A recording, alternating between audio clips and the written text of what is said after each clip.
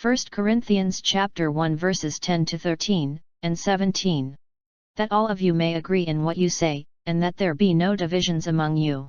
I urge you, brothers and sisters, in the name of our Lord Jesus Christ, that all of you agree in what you say, and that there be no divisions among you, but that you be united in the same mind and in the same purpose.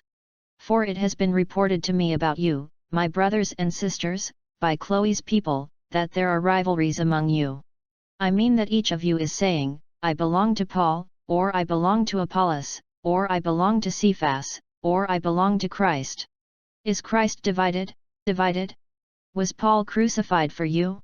Or were you baptized in the name of Paul? For Christ did not send me to baptize but to preach the gospel, and not with the wisdom of human eloquence, so that the cross of Christ might not be emptied of its meaning. The word of the Lord. Paul was the founder of the church in Corinth. A year and a half after he left, he heard about the arguments that were dividing the church. Some of the church members had even fallen into public sin. Public sin is when a person is living in such a way that shows their willful defiance of Christian morality and has no intention of changing that behavior. In other words, these sinners are Christians in name only. From time to time we have all known someone who brags about having an affair, and you see them distancing themselves from even more Christian values. They have placed themselves on a path that certainly does not lead to heaven. Turning to 2 Samuel chapter 11, we see David's lust, turning to a king's power over a subject that's perverted, lies, deceit, shame and eventually murder. Everyone knows that, so-and-so, is having an affair, so why shouldn't I? They sell real estate, evaluate property below its market value in order to make a quick sale and commission.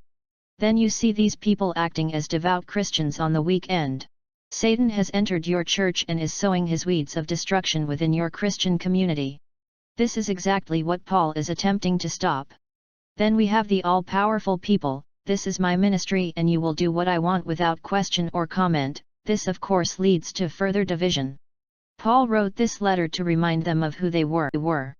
The Corinthians weren't relatives of Paul, but they were his brothers and sisters in the family of God. As in all families, the children will fight, but these arguments were about the importance of individuals and attitudes of those within the church.